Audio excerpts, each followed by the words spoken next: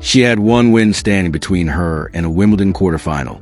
And for 2 sets, it looked like she was going to get it. Then, in the biggest match of her career, on the most famous court in tennis, the dream ran into a wall named Jasmine Paolini, and Alex Eala's fairy tale run at Wimbledon 2026 came to an end, 6-4, 4-6, 6-3, on a Monday afternoon that Filipino sports fans will be talking about for years, win or lose. Before we get into how it ended, let's talk about what this run actually was. Because you need to understand the scale of it to understand why nobody in that stadium was disappointed when it was over. Alex Eala walked into this tournament as the 29th seed, a name plenty of casual tennis fans outside the Philippines had never heard before this fortnight. 2 days before this match, she had done something that sent shockwaves through the entire sport. She took down Iga Swiatek, the defending Wimbledon champion and one of the most dominant players of her generation, in a third-round battle that turned center court into an absolute cauldron. That result alone was the kind of upset that gets replayed on highlight reels for a decade. It made her the first player from the Philippines, man or woman, to ever reach the second week of a Grand Slam. Not the first Filipina, the first Filipino. Full stop.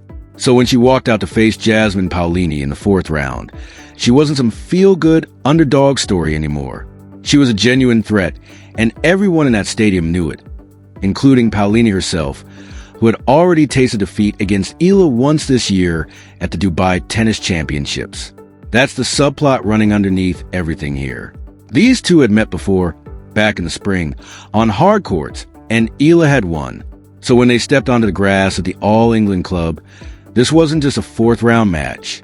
This was a rematch with score to settle, and Paolini, a former Wimbledon finalist back in 2024, was not about to let history repeat itself twice. The match started tight. Both players held their opening service games without much drama, the kind of quiet start where you can feel the tension building underneath the surface. Then, in the 4th game, Paolini found her opening. She broke Eala's serve, capitalizing on a shaky second delivery. And just like that, the pressure shifted. She backed it up a comfortable hold to push her lead to 4-1. And for a moment, it looked like this one might get away from Eala early. But if this tournament has taught us anything about the 21-year-old, it's that she does not fold when things get uncomfortable. She clawed a game back, trimming the deficit, and even manufactured a breakpoint her own in the very next game, a real chance to swing the entire set back in her direction. Paolini, though, player with composure, someone who's been on this stage before, answered immediately. She broke straight back, leveling things up, and the two of them settled into a rhythm of trading holds, each woman refusing to give the other any daylight. Eala eventually broke again to edge ahead, putting herself in position to force things into a decider, and center court came alive. You could feel it.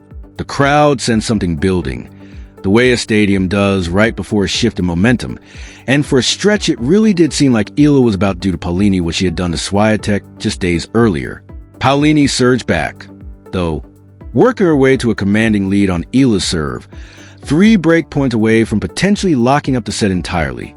This is where the 21-year-old showed exactly why she belongs in this conversation with the best players in the world. Facing a wall in front of her, she reeled off 5 straight points, erasing all 3 break points in a row, and turned what could have been a disaster into one of the biggest holes of the entire match. From there, she settled in, both players trading holds through the rest of the set, and Eala closed out to level the match at 1 set apiece, sending it to decider in front of a crowd that was now fully, completely locked in. In the deciding set, the match tightened even further, both players holding serve deep into the set, right up until the 7th game, where Paolini finally found the gap she'd been looking for, taking a slim advantage. She turned that edge into a crucial break in the 8th game, and from there, the Italian showed exactly why she's been to a Wimbledon final before. She closed out the match with a 3-game run to finish it off, sealing her spot in the quarterfinals after 2 hours and 22 minutes of tennis that had absolutely everyone on the edge of their seat. And here's the part of the story that says more about who Alex Eala is than any scoreline ever could. When it was over, she didn't walk off with her head down. She left center court to a standing ovation, the real kind, the kind reserved for someone who left absolutely everything they had out there Because let's be honest about what she accomplished at this tournament regardless of how the last match ended. She rewrote the record books for Philippine tennis. She opened her run with a clean win in the early rounds, kept building momentum match after match, and then delivered that stunning win over the reigning champion that had the entire tennis world talking. Names like Roger Federer showed up in the royal box just to watch her play this match, and that alone tells you everything about the level of attention her run had generated by this point in the tournament. This wasn't an accident. This wasn't a lucky draw. This was a young player announcing herself on the biggest stage the sport has to offer. And through all of it, by every account from people who covered this tournament up close, she stayed grounded, humble, and completely herself. Even in defeat, there were no excuses, no complaint about the occasion or the opponent. Just an honest, hard-fought battle against a former finalist that came down to a handful of moments in the biggest points of the match. Think about the sheer weight she was carrying into that court. Back home in the Philippines, this wasn't just a tennis match being casually watched on a Monday afternoon. It was a national event. Watch parties packed venues, an entire country tuning in because they understood they were witnessing something historic happening in real time, regardless of the final result. That's not the kind of pressure every 21-year-old can carry, and she carried it through match after match before this one finally caught up with her. And even in the match she lost, she pushed a former Wimbledon finalist to 3 full sets on the biggest court in the sport. 21 years old.